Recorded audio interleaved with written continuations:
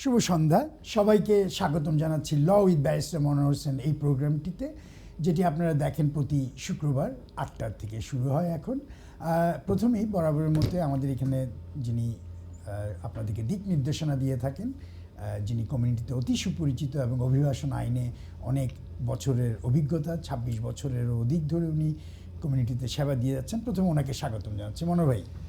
Thank you, Feroz Bhai, Councillor Feroz Ghani, Vice Presenter, and good evening to everyone.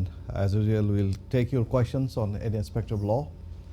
Of course, we'll give you direction according to your information. We'll try our best. Thank you.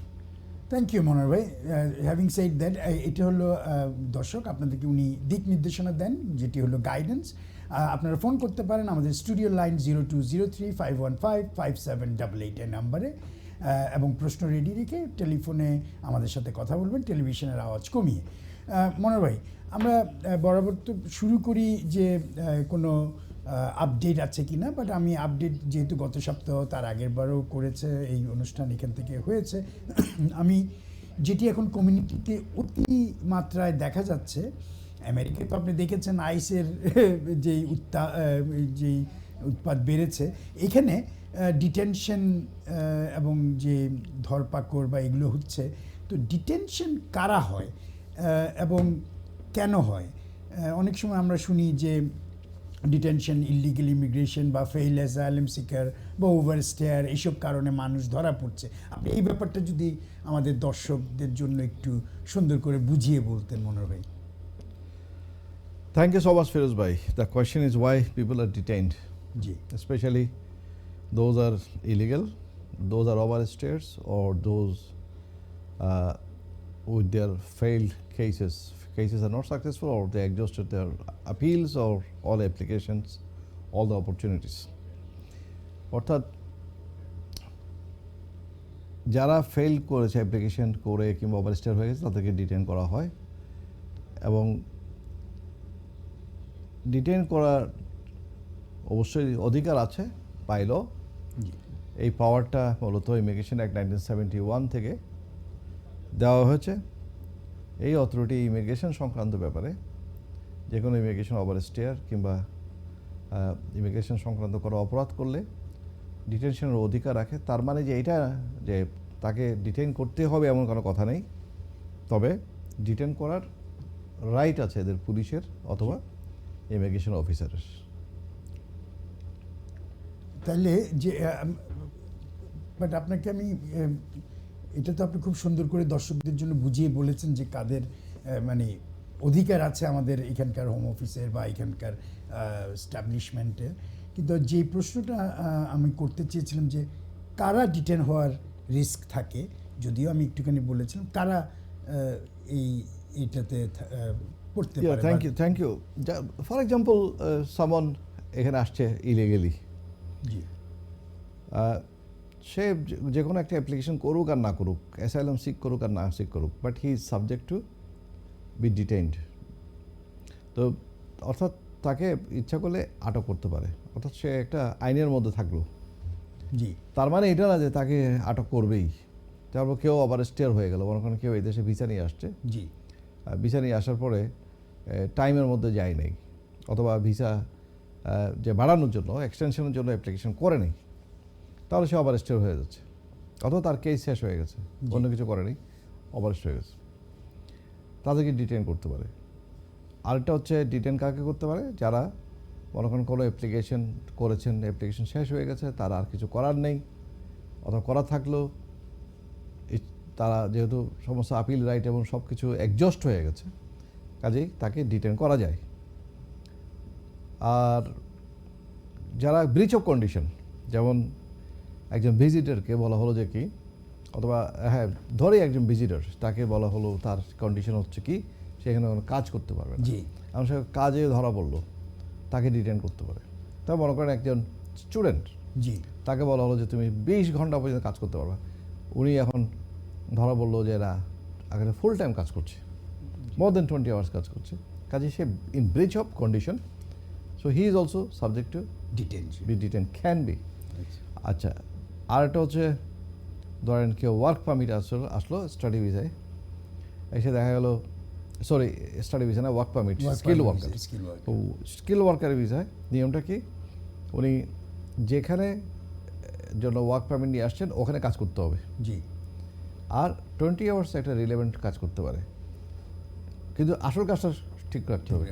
এখন মনে করেন এই জায়গার মধ্যে কোনো ধরনের হয়তো ল break হয়ে গেছে, স্টিল তাকেও রিটার্ন করা যেতে পারে, এই ইত্যাদি ইত্যাদি। ধন্যবাদ মনোজ ভাই, খুব সুন্দর করে আপনি বলেছেন। দর্শক আশা করি আপনারা বুঝতে পেরেছেন যে কেন হয় এবং কোন ধরনের মানুষদের একটু সচেতন থাকতে হবে।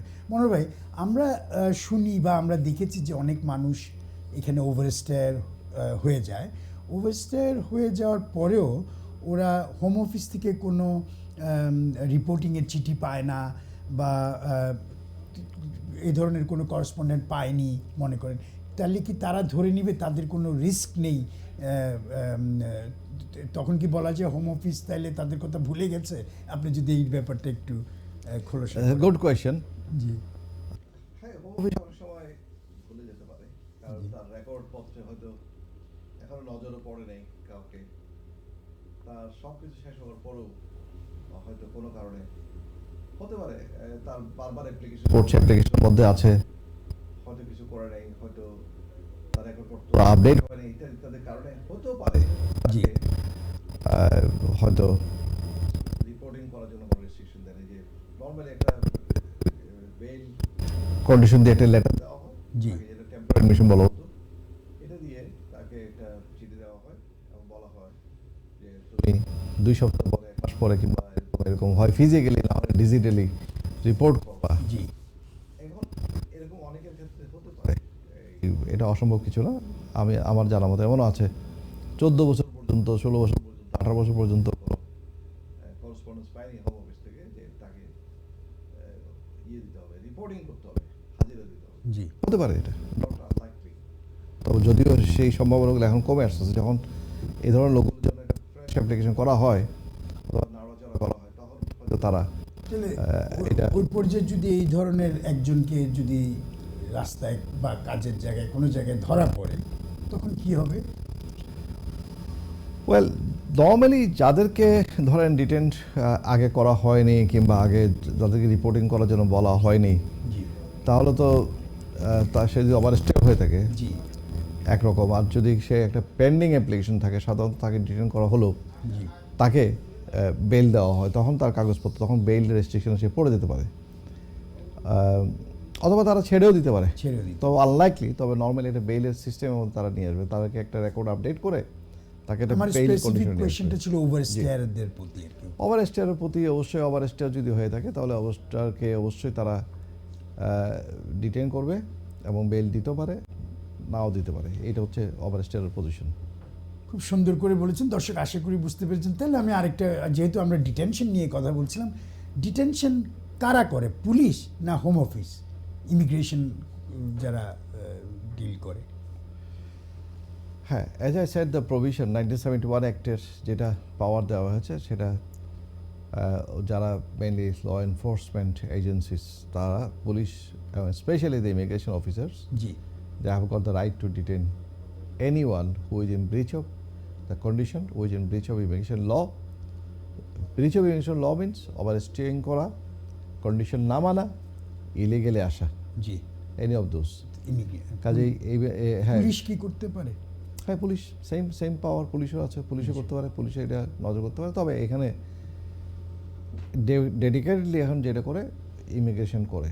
আচ্ছা, এখন পুলিশ যদি কোনো জায়গায় গেল, গিয়ে তার আইডেন্টিটি চেক করে তার সম্পর্কে জানলো যে কি ওর হোম অফিসে তার স্ট্যাটাস নাই, তখন পুলিশের ডিউটি হচ্ছে তাকে হোম অফিসের হোম অফিসকে ইনফর্ম করা, তখন হোম অফিস ডিসাইড করবে এটাকে। তাহলে মনে হয় আমি bail দেওয়া হবে প্রশ্নটা কিনা। একটু, আপনি যেহেতু দর্শকদের সুবিধার্থে, তাহলে পুলিশ আর হোম অফিসের মধ্যে ডিটেনশনের পার্থক্যটা কি? ওয়েল, নর্মালি ইমিগ্রেশন যেটা করে, ইমিগ্রেশন যদি সরাসরি অ্যারেস্ট করে, আচ্ছা, আমি আসবো একটা কল, অনেকগুলো কল আছে। একটা দর্শক কে বলছিলেন, কোথা থেকে বলছিলেন? হ্যালো দর্শক। শফিকুল আলম কুরাইশ বানলি থেকে। ভালো আছেন? স্যারকে আমি সালাম দিয়ে একটা প্রশ্ন করতাম। জি করেন, স্যার শুনছে। আমি যদি বাংলা ভাষায় পুলিশে, ইংলিশ পুলিশে পত্র লিখি, উত্তর পাই নুনি, আর ভাষার মার প্রত্যেক ঠিক আছে দর্শক যেই ভাষায় চিঠি লিখবেন মনে রাখতে হবে এটা আপনি বাংলায় লিখলে হয়তো উত্তর পাবেন না, কারণ এইটা দেশ যেখানে ইংলিশ করসপন্ডেন্স করতে হবে। তবে ভাগ্য ভালো থাকলে হয়তো তারা ট্রান্সলেট করে নেবে কী জিনিস, তবে তাদের কোনো অব্লিগেশন নাই। থ্যাংক ইউ মনোর ভাই। দর্শকদের সুবিধার্থে আবার প্রশ্নটা যে পুলিশ অথবা হোম অফিস এই দুজনের মধ্যে ডিটেনশন করার পার্থক্যটা কি? জি, অ্যাজ আই সেড, পুলিশ তখন সরাসরি কিন্তু তার পুলিশ স্টেশনে নিয়ে আসে। জি, পুলিশ স্টেশনে নিয়ে এসে তখন সে ইমিগ্রেশনের সাথে করসপন্ডেন্স করে, ইমিগ্রেশনের সাথে কন্ট্যাক্ট করে, তো পুরো ব্যাপারটা তখন ইমিগ্রেশন হাতে চলে যায়। জি। যদি না সেখানে ক্রিমিনাল অন্য কোনো ব্যাপার না থাকে। আর ক্রিমিনাল অন্য কোনো ব্যাপার থাকলে পুলিশ সেটা হ্যান্ডেল করবে, সাইড বাই সাইড ইমিগ্রেশনের ব্যাপারটা ইমিগ্রেশন হ্যান্ডেল করবে। জি। তবে এখানে ওভারল্যাপিং হয় অনেক সময়, যে মনে করেন কারোর ব্যাপারে যদি কোনো ধরনের আসলেই ওয়ারেন্ট নিয়ে গেছে, যেমন মনে করেন ফর এক্সাম্পল ফেসিলেট করছে কোনো ধরনের ইলিগেল এন্ট্রেন্টকে, কাউকে এই দেশে অবৈধ হিসাবে আসার জন্য হেল্প করছে, কিংবা ধরেন এই যে যেটা স্লেভারি, মডার্ন স্লেভারিতে কোনো ধরনের একুইজিশন আছে, কমপ্লেন আছে, তাহলে পুলিশ নর্মালি সেটা অ্যারেস্ট করতে পারে এবং পুলিশ স্টেশনে আসে, পুলিশ সেটা নিজস্ব নিয়মের মধ্যে দিয়ে এটা ক্রাইম হিসাবে সেটা ডিল করতে পারে। আর সেখানে যদি ওই লোক মনে করেন যিনি এই ইলিগেল হারবারিংয়ের ক্ষেত্রে হেল্প করেছে, কিংবা মডার্ন স্লেভারির ক্ষেত্রে যার কোনো দায়ী আছে, তখন সে অবশ্যই এটা পুলিশ তখন চার্জ করে সরাসরি পুলিশে সেটা অ্যাকশন নেয়। ইমিগ্রেশনের সেখানে তো ইনভলভ হওয়ার তো কোনো দরকার নেই, because it is self, the crime is self is a normal crime, যেটা পুলিশে ডিল করবে প্রসিকিউশনের থ্রু দিয়ে। আর যেহেতু তার বিরুদ্ধে এলিগেশন আছে, সেই জন্যই পুলিশ গিয়ে অ্যারেস্ট করছে। আর সেখানে যদি ইলিগেল মাইগ্রেশনে ইনভলভ থাকে, এই সব কিছুই ইমিগ্রেশন অফিসাররা সাধারণত ডিল করে থাকে। ইমিগ্রেশন অফিসাররা নর্মালি তারা ইমিগ্রেশন এনফোর্সমেন্ট যে অফিস আছে সেখানে নিয়ে যায়, সেখান থেকে তারা ডিটেনশনে পাঠিয়ে দেয়। এটা হচ্ছে নিয়ম, তারা পুলিশ স্টেশনে হাজির করার কোনো বাধ্যবাধকতা নেই। তাহলে মনোর ভাই, যেহেতু আমরা এই বিষয়টা নিয়ে কথা বলছি ডিটেনশন, তাহলে কেউ যদি পুলিশ অথবা হোম অফিসের দ্বারা ডিটেনশন হয়, তাহলে প্রথম কি ধরনের প্রশ্ন করা হয়, বা কি ধরনের কাগজপত্র বা কি প্রতিক্রিয়া একটু যদি বলতেন। ওয়েল,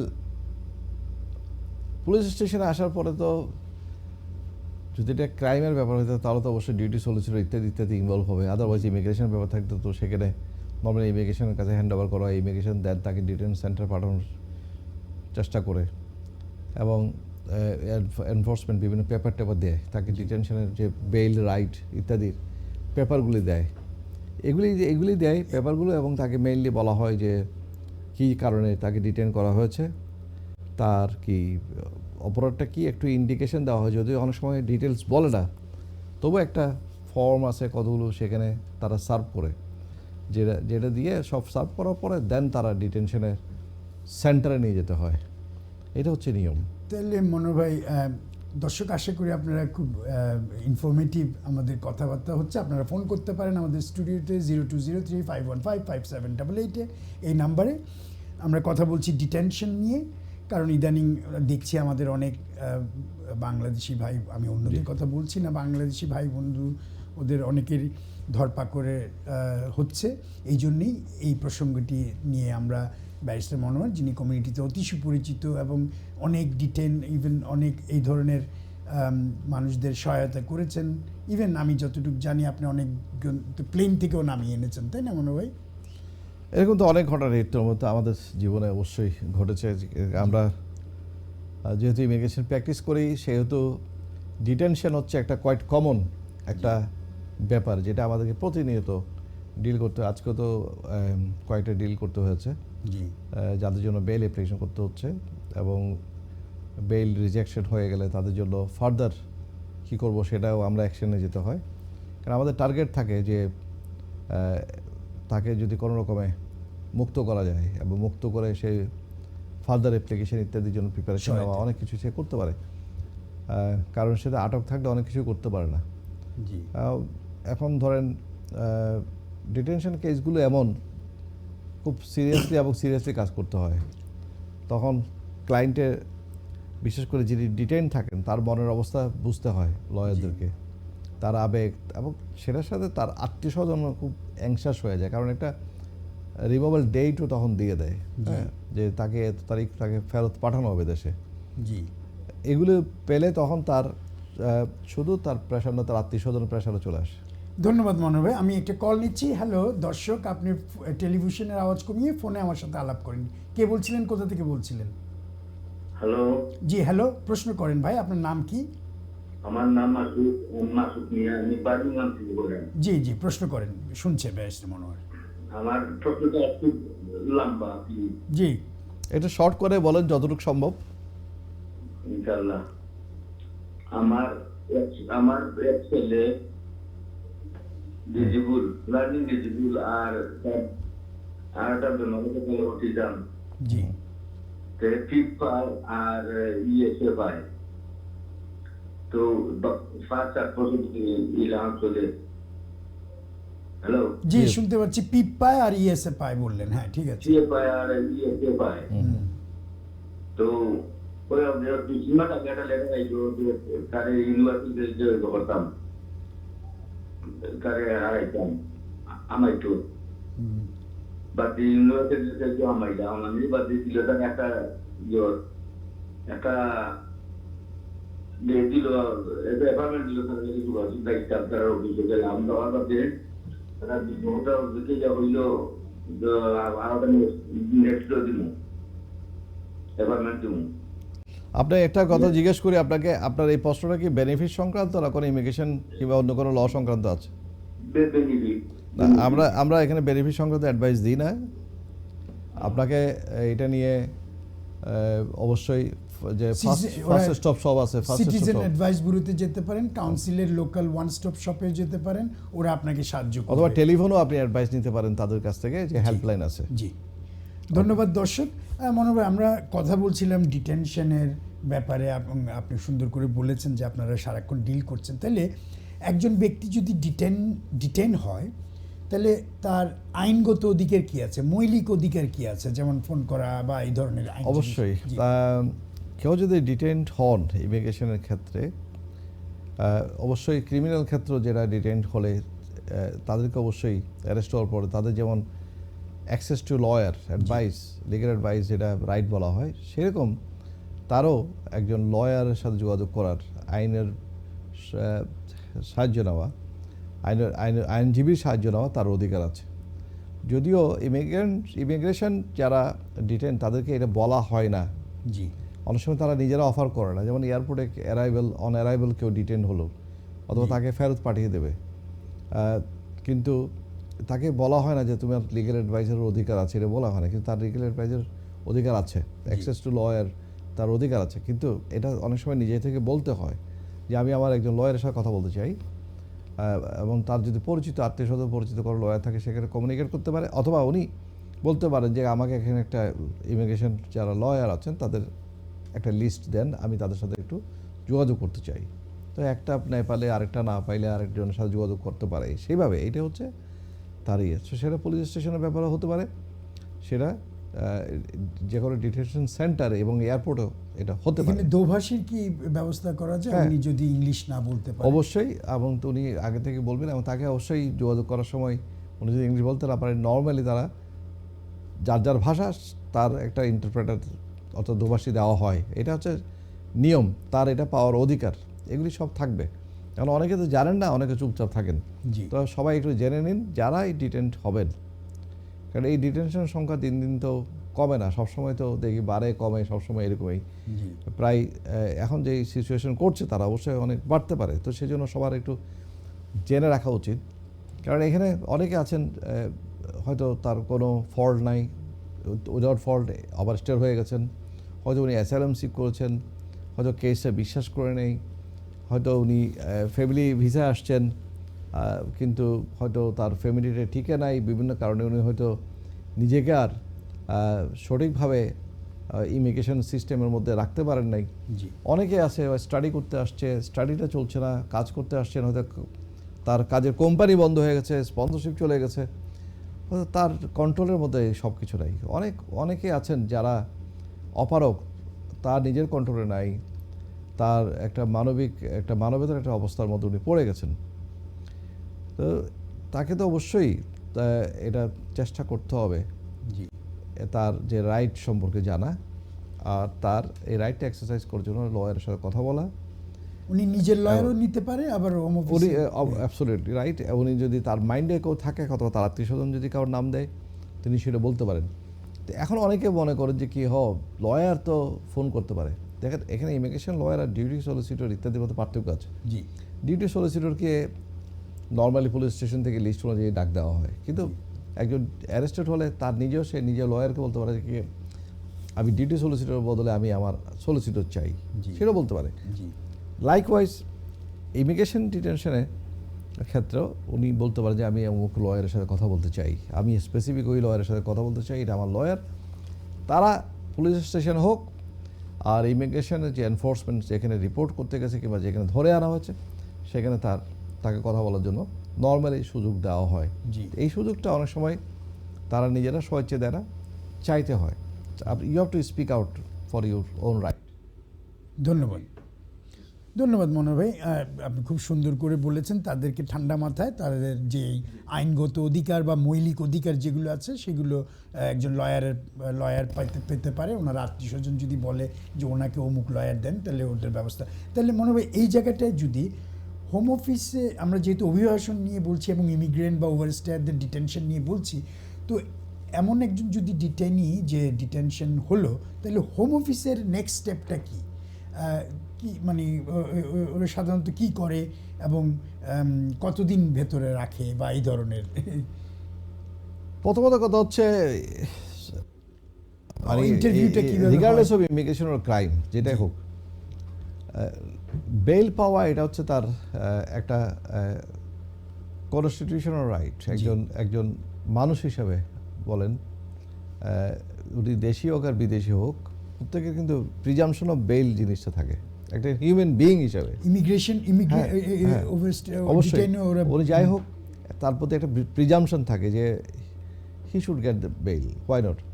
তো এখন বেলটা কীভাবে দেওয়া হবে? বেলটা দেওয়া হবে, পুলিশ চিন্তা করবে, ইমিগ্রেশন চিন্তা করবে যে তার একটা অ্যাড্রেস আছে কিনা, জি, তার কোনো অ্যাবসকন্ডিং হওয়ার সম্ভাবনা আছে কিনা, অর্থাৎ উনি যেটা শর্ত দেওয়া হবে এটা না মেনে উনি চলে যাবেন কিনা, জি, উনি আবার হারিয়ে যাবেন কিনা, ওনাকে আর ডিটেকশন করা যাবে না, এরকম রিস্ক থাকলে তারা বেল দেয় না। আবার এগুলি রিস্ক না থাকলেও দেখা যায় একজন, তার মানে আপনি বলছেন বেল পেতে কিছু শর্ত পূরণ করতে হ্যাঁ হয়। আবার হ্যাঁ এই শর্তগুলি জুড়ে দেয় তারা।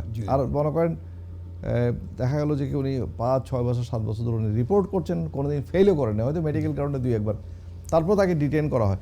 বাট উনি যে রেগুলার রিপোর্ট করেছেন, এটা একটা reason why he should not be detained, একটা গ্রাউন্ড থাকে ভালো।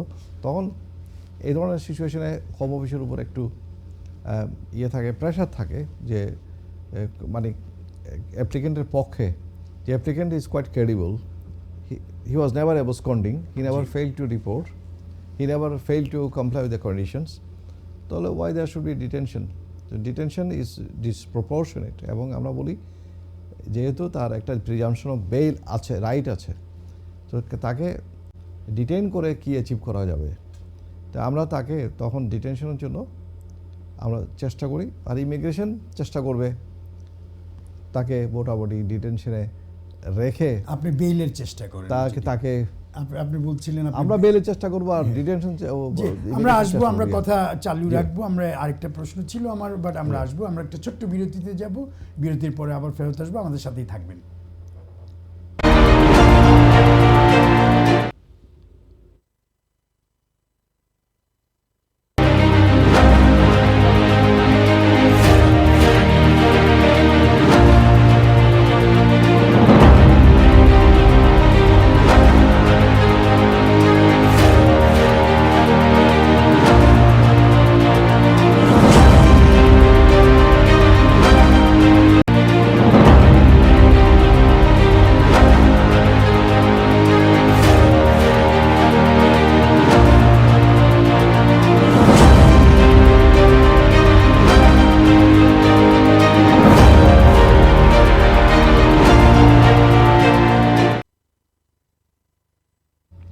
শুধু দর্শক মণ্ডলী, বিরতির পরে আবারও ফেরত আসলাম আপনাদের অতি জনপ্রিয় প্রোগ্রাম ল উইথ ব্যারিস্টার মনোহর হোসেন। এই প্রোগ্রামটিতে ব্যারিস্টার মনোহর হোসেন, যিনি কমিউনিটিতে অতি সুপরিচিত, উনি দিক নির্দেশনা দিয়ে থাকেন এবং আপনারা সবাই অনেক বছর ধরে উনার এই অ্যাডভাইসগুলো শুনছেন এবং উনি কমিউনিটিতে অনেকভাবে সেবা দিয়ে যাচ্ছেন।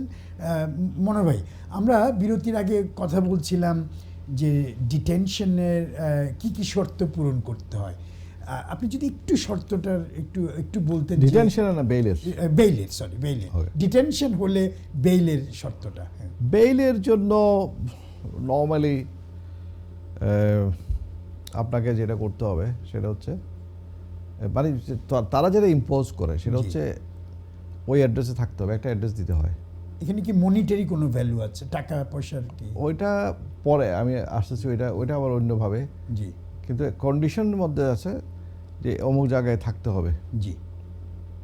মানে যেই ঘরের অ্যাড্রেস দেওয়া হয় সেই অ্যাড্রেসে তাকে বলা যায় তুমি যদি এই অ্যাড্রেসটাকে মুভ করো তাহলে আমাদেরকে আগে জানাতে হবে। জি। মানে কোনো দেন একটা কন্ডিশন দেওয়া হয়, তোমাকে এত তারিখ রিপোর্ট করতে হবে, এগুলি মানতে হবে। জি। তারপরে সেখানে এমপ্লয়মেন্ট রাইটের কথা বলে যে ইউ মাস্ট নট ওয়ার্ক, এটাও বলে যে মানে কাজ করলে তখন এটাও বাধা হয়ে দাঁড়াবে। এইগুলি হচ্ছে মেইন কন্ডিশন দেওয়া হয়। আচ্ছা, আবার এমনি নর্মালি যখন কোর্ট থেকে যখন বেল দেওয়া হয়, যদি কোর্ট থেকে বেল দেওয়া হয়, ইমিগ্রেশন কোর্ট থেকে, তখন কিন্তু একটু আরও কন্ডিশন লাগিয়ে দিতে পারে। জি। আরও কন্ডিশন লাগিয়ে দিতে পারে। আর ওইটা যেটা বলছেন যে টাকা পয়সা এগুলি তো কোনো ক্যাশ দিতে হয় না, সেটা গ্যারান্টার দিতে হয়। গ্যারান্টার দিতে হয় বেল পেতে হলে। এটা সবসময় দিতে পারার কথা নাই, কিন্তু বেল যে ফর্ম আছে, অ্যাপ্লিকেশন আছে, সেখানে কিন্তু তারা চায়। তো না থাকলে, সিকিউরিটি না থাকলে যে বেল দেবে না এমন কোনো কথা নাই। কারণ অনেকে আছেন যাদের কোনো আত্মীয় স্বজন বন্ধু বান্ধব এই দেশে নাই, যেমন অ্যাসাইলাম সিকার যারা আসেন, জি, তারা কি করে কাউকে পাবে?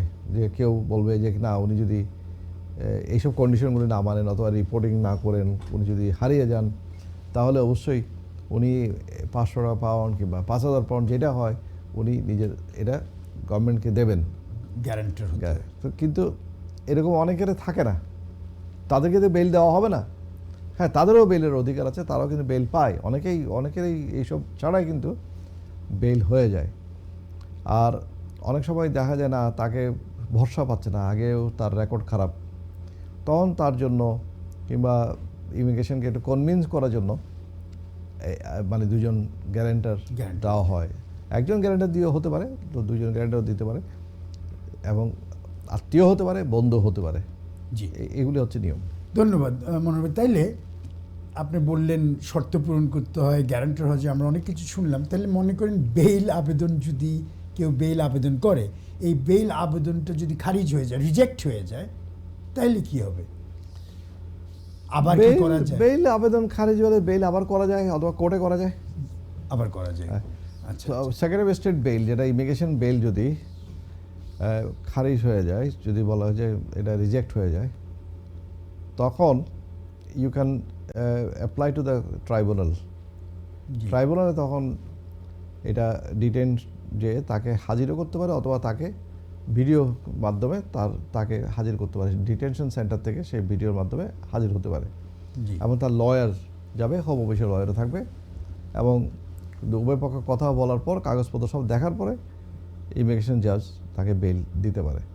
কাজেই যখন ইমিগ্রেশনের বেল দেবে না, তখন কোর্টে যেতে হবে।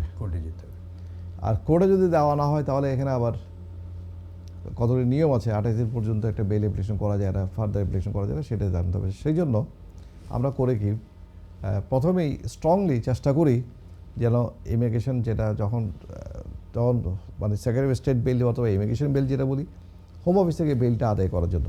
আর যদি বেল সেখানে না হয়, আমরা কোর্ট থেকে সেটা নেওয়ার জন্য। এখানে একটা কথা আছে, অনির্দিষ্টকালের জন্য কাউকে আটক রাখতে পারে না।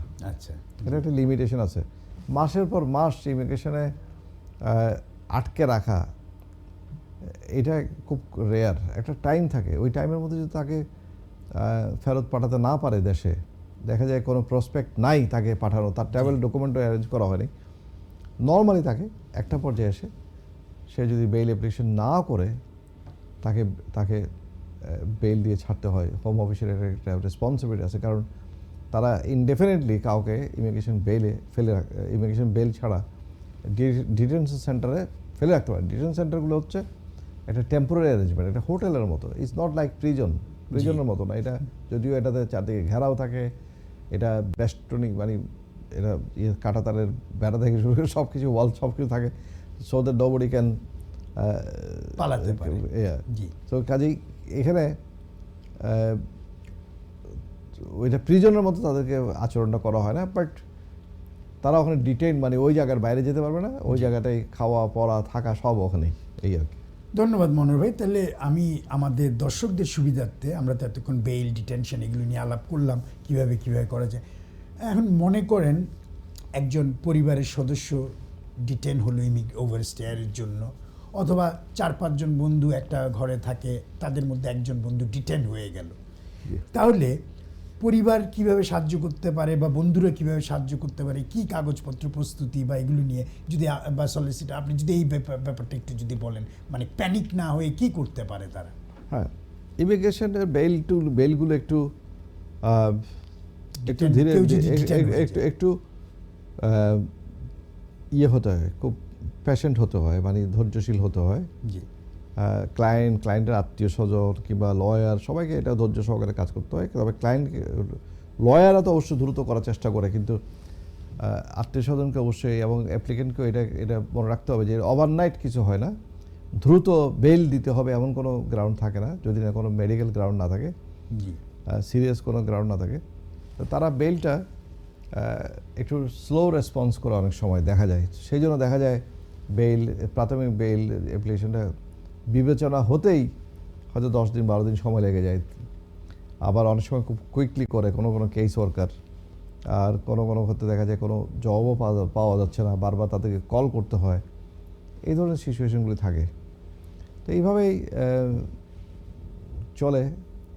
প্রশ্নটা কি ছিল যে এটা?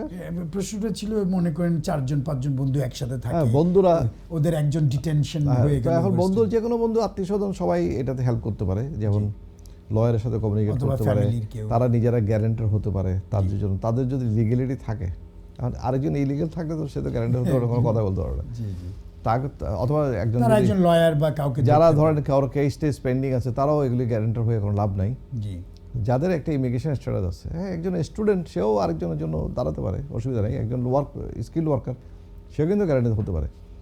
অন্য দেশের নাগরিক যেমন এখানে কাজ করে, ধরেন ইউরোপিয়ান নাগরিক এখানে কাজ করে, সেও পারবে। অথবা ব্রিটিশ সিটিজেন যাদের আইএলআর আছে, স্পাউস ভিসা আছে, তারা সবাই কিন্তু যে কেউ ইচ্ছা করলে এটা হতে পারেন। As I said that guarantor can be relative, close relative, or may not be related but simply a friend হতে পারে। এবং এই সব কিছু আবার ডিপেন্ড করে, যদি এটা কোর্টে যায় তারা তখন বেশি দেখে যে এটা কতটুকু পর্যন্ত এই গ্যারান্টার যে ইমিগ্রেন্ট আছে, যার যে subject to detain that person, to মানে what extent he can influence on him, have a influence on him. কারণ হচ্ছে তার মেক শিওর করতে হবে যে সে ডিটেনশনের যে কন্ডিশনগুলো আছে, যে বেইলের কন্ডিশন, এগুলো যেন মানে। এটা হচ্ছে ক্রাইটেরিয়া। এবং friends, families, relatives, I mean, they can do so many things. They can help in various ways for a detained friend or relative. ধন্যবাদ মনোহর ভাই, খুব সুন্দর করে বলেছেন। দর্শক আশা করি বুঝতে পেরেছেন। আপনারা আমাদের স্টুডিওতে ফোন করতে পারেন, আমাদের স্টুডিও লাইন 0203-515-5788। আপনারা দেখছেন অভিবাসন আইন নিয়ে আমরা কথা বলছি। মনোহর ভাই, আমরা আমার কাছে কয়েকজন প্রশ্ন করেছে স্টুডেন্ট নিয়ে, আমরা তো ডিটেনশন নিয়ে কথা বললাম, বাট আমি ছোট্ট করে যদি স্টুডেন্টের ভিসায় যে এখন সবচেয়ে বড় পরিবর্তনটা কি মনোহর ভাই? স্টুডেন্ট ভিসায় তো এগুলো পরিবর্তন আগেই হয়ে গেছে অলরেডি। যেগুলো বলছিলাম যে স্টুডেন্ট থেকে যদি কেউ স্কিল ওয়ার্কার সুইচ করতে চায়, তাকে কোর্স কমপ্লিট করতে হবে, এটা মনে রাখতে হবে। সেটা ডিপ্লোমা জন্য হোক, সেটা ফাউন্ডেশন কোর্স হোক, সেটা ডিগ্রি হোক, তাকে অবশ্যই তার কোর্স কমপ্লিট করতে হবে। কোর্স কমপ্লিট না করে সে কোনো স্কিল ওয়ার্কারে সুইচ করতে পারবে না। এইটা একটা নিয়ম তো বেশ আগে আসছে। আগে কিন্তু কোভিড পরবর্তী যে নিয়মটা ছিল, যে কেউ এসে স্টুডেন্ট হিসেবে এসেও যদি একটা ওয়ার্ক পারমিট পায় সেখানে সুইচ করতে সুইচ পারতো। করতে। কিন্তু এখন কোর্স কমপ্লিট হ্যাঁ। করতে হবে। জি। এইটা আর ধরেন ডিপেন্ডেন্ট কারা আনতে পারে, ডিপেন্ডেন্ট যারা কারা পারবে না? আগে তো যারা ডিগ্রি মাস্টার ডিগ্রি সবাই আনছিল, জি পরে মাস্টার ডিগ্রি হোল্ডার যারা করছে তাদেরকে বলা হয়েছিল। এখন যেটা হচ্ছে পিএইচডি যারা করছে, রিসার্চ কোর্স যারা করছে, জি এমফিল রিসার্চ বিভিন্ন ধরনের কোর্সগুলো আছে, পোস্ট গ্রাজুয়েট কোর্স, তারা they can bring their families to this country. এটা সুযোগ এখন আছে। আর ধরেন এই তো মোটামুটি তাহলে মানে স্টুডেন্টরা পারে তাদের ফ্যামিলি ওই র্যাঙ্কে যদি থাকে, ওই কোর্সগুলো যদি করে, সবাই তাহলে এখানে কেউ পারবে না। যদি একজন স্টুডেন্ট থাকে, সে তার স্পাউস এবং চিলড্রেনকে যদি আনতে চায় রিসার্চ বা ওই ধরনের ওই ক্যাটাগরিতে ওই ক্যাটাগরিতে আসতে হবে এবং নিয়েও আসতে পারবে, সাথেও নিয়ে আসতে পারবে। আচ্ছা তার যদি এনাফ ফান্ডস থাকে, অন্যান্য ক্রাইটেরিয়াগুলো যদি মিট করে, ওয়াই নট, এটা হচ্ছে রেগুলার। তাহলে এই পরিস্থিতিতে পরিবারকে বৈধ রাখতে অন্যদিকে সুইচ করতে পারে, মানে হ্যাঁ, after completion of the course, after completion. Otherwise এটা পারা যাবে না। এটা একটা নিয়ম আছে, শুধুমাত্র পিএইচডির ক্ষেত্রে একটা পার্ট কোর্স করার পরে তারা পারে। আচ্ছা আদারওয়াইজ অন্যগুলোতে যেটা এটা ওয়ার্ক পারমিটের সুইচের কথা বলছি জি পিএইচডির ক্ষেত্রে। জি আদারওয়াইজ আর ফ্যামিলি আনার ক্ষেত্রে তো পিএইচডি পারবেই, যেটা পারবে। কোনো অসুবিধা নেই। মনোভাই, তাহলে একটু দর্শকদের জন্য যদি বলেন, ওনাদের অনেকের আত্মীয় স্বজন এখানে পড়ালেখা করছে, তো স্টুডেন্ট থেকে যে গ্র্যাজুয়েট রুটে যায়, সেটা ডিগ্রি কমপ্লিট করার পরে অথবা মাস্টার্স করার পরে, ওরা কি এখন 18 মাস বা 2 বছর এইটাই সম্বন্ধে যদি একটু বলতে, এবং কীভাবে করতে পারে এই ব্যাপারটা, মানে পিএসডাব্লিউতে কীভাবে যেতে পারে? প্রথমত হচ্ছে 2 বছর তো এখনো পর্যন্ত আছে, কিন্তু আচ্ছা। আগামী বছর থেকে যারা অ্যাপ্লিকেশন করবে 1 জানুয়ারি থেকে, তারা হয়তো এর মধ্যে ডিগ্রি কমপ্লিট করছে কিংবা পরে করবে, কিন্তু তারপরেও যারা অ্যাপ্লিকেশন করবে 1 জানুয়ারি 2027 থেকে, তাদেরকে দেওয়া হবে 2 বছর জায়গায় 18 মাস। অ্যাট দ্য মোমেন্ট 2 বছর দেওয়া হচ্ছে। পরবর্তীতে 1 জানুয়ারির পর থেকে যারা অ্যাপ্লিকেশন করবে আগের বছর থেকে, তখন তাদেরকে দেওয়া হবে 18 মাস।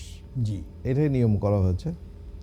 আর একটা কথা বলছেন যে স্টুডেন্টের ব্যাপারে, আর কি স্টুডেন্টের ব্যাপারে তো ফান্ডিংটা যখন কেউ অ্যাপ্লিকেশন করবে, ওই যে ফান্ডের ব্যাপারে, যেটা মেনটেন্যান্স ফান্ড, জি সেটা কিন্তু কিপ চেঞ্জিং। এটা আপডেটটা একটু জানতে হবে তখন যারা অ্যাপ্লিকেশন করবে। এটা খুব তো important। পিএসডাব্লিউর ক্ষেত্রে প্রযোজ্য না, এটা হলো পিএইচডির ক্ষেত্রে কোনো ফান্ডিং লাগছে না। পিএইচডিতে একটা রিকমেন্ড, সেটা হচ্ছে তার কোর্সটা কমপ্লিট হতে হবে। কোর্সটা কমপ্লিট। এটা ভেরি ইম্পর্টেন্ট।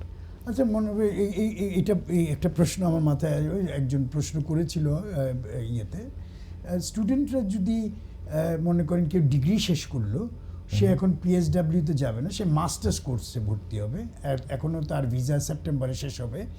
তাহলে ভিসা যদি সেপ্টেম্বরে শেষ হয়, ওর কোর্সটা শেষ হবে মে জুনে, মনে করেন এক্সাম, ও কোন সময় মাস্টার্স কোর্সে ভর্তি হবে, কি করবে, মানে এখন সে কি করবে, মানে সে তো মাস্টার্স কোর্সে ভর্তি হবে, ভিসাটা কীভাবে অ্যাপ্লিকেশন করবে? কোনটা কথা বলছেন? এই একজন স্টুডেন্ট, সে তার কোর্স শেষ হবে মে জুনে, এক্সাম শেষ হবে, গ্র্যাজুয়েশন হয়তো জুলাই অগাস্টে হবে, কিন্তু সেপ্টেম্বরে ভিসা শেষ হয়ে যাবে, সে এখন আরেকটা কোর্স করতে চায়। সে আরেকটা কোর্স করতে চায়, মাস্টার্স। এইটা একটা সমস্যা, কারণ হচ্ছে ইমিগ্রেশন রুলের মধ্যে আছে জি যে তার 28 দিনের মধ্যে তার মানে ভিসা শেষ হওয়ার 28 দিনের মধ্যে নতুন কোর্সটা শুরু হতে হবে। জি ধরেন কারোর ভিসা শেষ হয়ে গেছে অগস্টের 31 তারিখ, তার নতুন কোর্সটা শুরু করতে হবে ধরেন 28 সেপ্টেম্বরের মধ্যে। জি জি তা না হলে তার রিকোয়ারমেন্ট ফুলফিল হবে না। তবে এখন ধরেন এই ক্ষেত্রে যদি কাউকে রিফিউজ করে, কেউ যদি করে বসে, যদি পরে স্পন্সরশিপ পায়, জি তাহলে এখানে একটা কোর্ট অফ আপিলের একটা কেস আছে, যে যখন সেকশন 3C চলে, সেটা অটোমেটিক্যালি স্টুডেন্ট ভিসার এক্সটেনশন। কাজে ওই সময় যারা কেউ যদি তার কোর্সটা ওই সময় যদি পড়ে, জি তাহলে সেকশন 3C যেহেতু চলতেছে, এর মধ্যে তার কোর্স শুরু হচ্ছে, অথবা মানে সেকশন 3C শেষ হওয়ার পরে 28 দিনের মধ্যে জি কোর্স শুরু হচ্ছে, তাহলে কিন্তু সে ওই রিকোয়ারমেন্ট মিট করবে। কিন্তু ওই কেসটা ধরার জন্য তো আমরা তো সুযোগ পাচ্ছি না, কারণ ওইগুলি আমরা আর্গু করছিলাম একসময় আপিলের রাইট ছিল, জি এখন তো আপিলের রাইট নেই, এখন অ্যাডমিনিস্ট্রেটিভ রিভিউ। জি এখন তো 28 দিনের মধ্যে কোর্স শুরু না হলে কেউ তাকে স্পন্সরশিপ সার্টিফিকেট ইস্যু করছে না। জি তো যদি কেউ এরকম স্পন্সর সার্টিফিকেট ইস্যু করে থাকে, তারপর যদি কোর্স ধরেন 28 দিনের মধ্যে শুরু হয়নি, ওই গ্রাউন্ডে যদি কাউ রিফিউজ করে, তখন তার ফার্স্ট অপরচুনিটি থাকবে অ্যাডমিনিস্ট্রেটিভ রিভিউ 28 দিনের মধ্যে। অ্যাডমিনিস্ট্রেটিভ রিভিউ যদি না হয় then we can go for judicial review, এবং সেখানে তখন আমরা ওই যে কেস লটার বললাম, একটা জাজমেন্টের কথা বললাম, সেটাকে আমরা তখন কাজে লাগাতে পারি। মনে ভাই আপনি এখানে একটু দর্শকদের জন্য একটু মানে এটা কমপ্লিকেটেড একটু যদি আমি মানে আমি বলছি কেউ যদি এরকম সিচুয়েশন থাকে রিফিউজ হয় তাহলে লিগ্যাল অ্যাডভাইস নেওয়া উচিত, আচ্ছা। কিছু এভিনিউ সেখানে থাকতে পারে। জি, এটা হচ্ছে সিম্পল।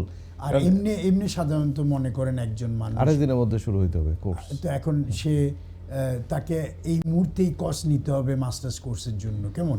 অবশ্যই সরি, কাজ নিতে হবে, হ্যাঁ অবশ্যই। আচ্ছা, তাহলে কিন্তু এই মুহূর্তে কথা হচ্ছে তাকে কোর্সটা শুরু হইতে 28 দিনের মধ্যে। এখন জুন মাসে যদি কোর্স ডিগ্রি শেষ হয়, ডিগ্রি না, ভিসা শেষ হয়, ভিসা শেষ হবে অগাস্ট বা না, সেপ্টেম্বর। ভিসা শেষ হওয়ার থেকে 28 দিনের মধ্যে, নট কোর্স কমপ্লিশন। আচ্ছা, ভিসা কোর্স কমপ্লিশন হয়তো মে মাসে হয়ে গেছে, কিন্তু তার ভিসা হয়তো অগস্ট মাসে শেষ হয়েছে। জি, এখন তার কোর্সটা ধরেন সেপ্টেম্বরে 10 তারিখ শুরু হচ্ছে, জি। He should be alright, he should be okay. কিন্তু তার কোর্স যদি অক্টোবরে হয়, জি, তখন তো 28 দিনে যদি একদিনও বেশি হয়, তাহলে তো তার ইউনিভার্সিটি তাকে স্পন্সরশিপ ইস্যু করছে না, তাকে অ্যাডমিশন দিচ্ছে না। তাহলে সে এই পর্যন্ত তারা কি করবে? তখন কি করবে সে? হ্যাঁ, লয়ারের পরামর্শ নিলেও এখানে কাজ হবে না যদি ইউনিভার্সিটি তাকে কাজ না দেয়, কাজ ইস্যু না করে। তো ও দেশে চলে যেতে হবে। এখন মনে করেন সে একটা এফএলআর অ্যাপ্লিকেশন করে দিল, কোর্টে অ্যাপ্লিকেশন করে দিল, তারপরে টাইমটা তার অটোমেটিক বেড়ে গেল, জি, তার ভিসা তো শেষ হইলো, অটোমেটিক এক্সটেন্ড হলো সেকশন 3C। জি, তো কিন্তু এই সময় যদি কেউ ইউনিভার্সিটি যদি কোনো অফার লেটার দেয়, অফার লেটার এখন তো বলা হয় স্পন্সরশিপ যদি ইস্যু করায়, তখন আমরা আর্গুই করতে পারবো এটা রিফিউজ করলে। জি, জি, এজ আই সেড, তখন একটা লিগ্যাল ব্যাটল করা যায়। এখানে একটা স্মুথ ট্রানজিশন তো থাকার কথা। কিন্তু এইটুকু তো সুযোগ দিচ্ছে না, কারণ ইউনিভার্সিটিগুলো তার ক্যাশ যেটা বলা হয়, জি, সার্টিফিকেট স্পন্সরশিপ, জি, তো ইস্যুই করছে না। তাহলে সে ওই লিগ্যাল স্টেজে যাবে কি করে? তাকে যদি ইস্যু করে তখন আমরা লিগ্যাল ব্যাটল করার জন্য চান্স পাবো। জি। তাহলে এই লোকাল যারা, যেহেতু এই মানে এই ছাত্রীগুলো দেশ থেকে আসছে না, এখানে কাজ নিচ্ছে, তাহলে ওদের তো বোধহয় এত কিছু যেগুলো দেশের থেকে দেখাতে হতো ওইগুলো কিছু লাগে না, শুধু মেনটেনেন্স বা এরকম কিছু দেখালে হয়ে যায়। তারা এখানে যারা আছে, এখানে যারা আছে এক্সটেনশনের জন্য, তারা একটা নিয়ম আছে, যারা 1 বছর ধরে আছে তাদের funds, otherwise they have to show the funds and তারা ফান্ড রিকমেন্ড। যারা 1 বছর ধরে আছে, যারা 1 বছর কম থাকে তাদেরটা মেইনলি মেনটেনেন্স, এগুলি সব দেখাতে হবে, এটাই নিয়ম। কথা হচ্ছে অনেক ক্ষেত্রে অনেক ইজিও আছে, অনেক ক্ষেত্রে অনেক কঠিনও করছে, একটু জটিলও থাকে অনেক সময়। আর সুইচিংয়ের বিষয়টা স্টুডেন্টরা অনেকেই হয়তো চিন্তা করেন যে তার সুইচিংয়ের বিষয়টা নিয়ে, এটা নিয়ে অনেকে মনে করেন যে আমাকে সুইচ করতে হবে, আমার রেজাল্টও বেরোয় নেই, আমি এখন পোস্ট স্টাডি ওয়ার্কে যাবো কিংবা ওয়ার্ক পারমিটে যাবো, কিন্তু আমার রেজাল্টটা বেরোয় নেই, কোর্স কমপ্লিশন আমি দেখাতে পারছি না। তখন একটা এফএলআর HRO কিংবা কিছু একটা অ্যাপ্লিকেশন করে দেয় ব্রিজিং করার জন্য, এটা অটোমেটিক এক্সটেনশনের জন্য। হ্যাঁ, অটোমেটিক এক্সটেনশন হয়, but that application can be rejected any time and he can be imposed with bail requirements. তো বেল যদি দিয়ে দেয় তখন একটা হচ্ছে সুইচিংটা করা যায় না। হ্যাঁ, এটা হয়তো স্পাউস ভিসা যাওয়া যাবে কিন্তু সেটেলমেন্টের জন্য, বাট স্কিল ওয়ার্কার অথবা পোস্ট স্টাডি ওয়ার্কে এটা একটা জটিলতা সৃষ্টি হয় তখন।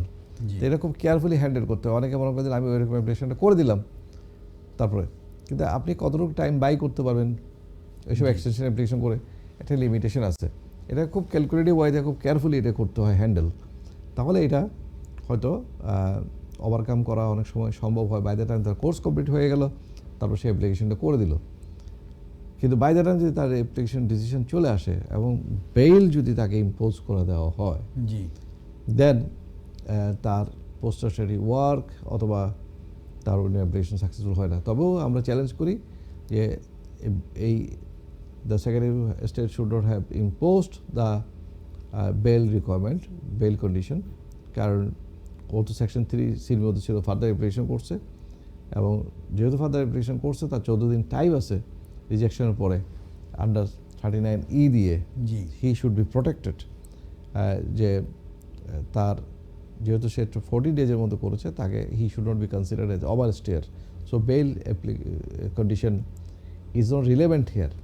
কিন্তু এই আর্গুমেন্টগুলো তো আমরা করে থাকি রেগুলারলি, চেষ্টা করি আমরা স্টুডেন্টদেরকে অথবা পোস্ট স্টাডি ওয়ার্ক যেখান থেকে যেই যাক সুইচিংয়ের ক্ষেত্রে এটা একটা কমন সিনারিও। বেইলের কারণে, বেইল দেওয়ার কারণে তাকে সুইচিং করতে দেওয়া হয় না। তবে আমরা যদি প্রমাণ করতে পারি যে বেইল শব্দটা ওখানে আনাটাই হোম অফিসের উচিত হয় না বাই ল, এক একটা কেসের এক একটা সিনারিও, সেরকম যদি আমরা এটা আর্গিউ করতে পারি, দেন তারা ওই বেল কন্ডিশনটা লিফট করতে পারে, তখন আমরা তার সুইচিংয়ের জন্য সাকসেসফুল অ্যাপ্লিকেশনটা করতে পারি। এটা হচ্ছে নিয়ম।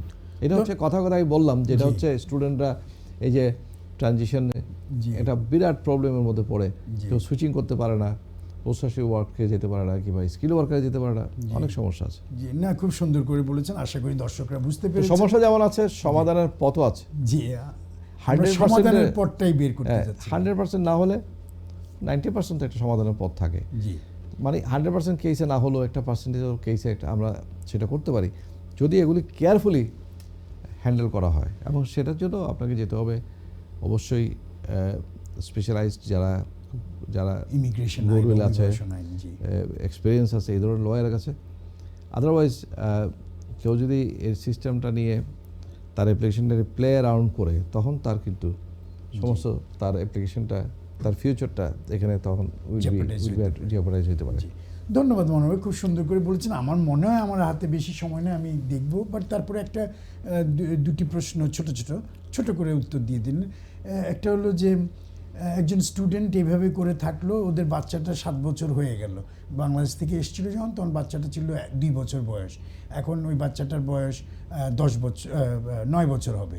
তাহলে ওরা কোন গ্রাউন্ডে কি করতে পারবে? এবং বাচ্চা একজন হলে এখানে, কারণ আমাকে প্রশ্ন করেছে যে বাচ্চাদের এই রুটটা কিভাবে হয়, এখন নতুন আইনে কি হচ্ছে ফেব্রুয়ারিতে?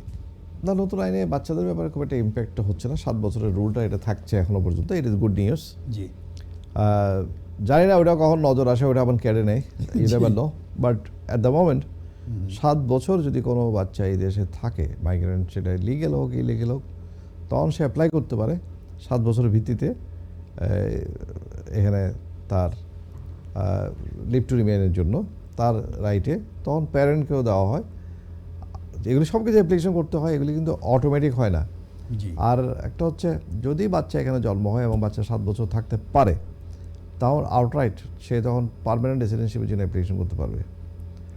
আর বাচ্চা যদি 10 বছর হয়ে যায়, যেটা বলে, যদি first 10 years of the life যদি স্পেন্ড করে, মনে করেন জন্ম থেকে 10 বছর এখানে, তাহলে তো আর কথাই নেই, সে তখন তার ব্রিটিশ সিটিজেনশিপ রেজিস্ট্রেশনের জন্য অ্যাপ্লিকেশন করতে পারবে।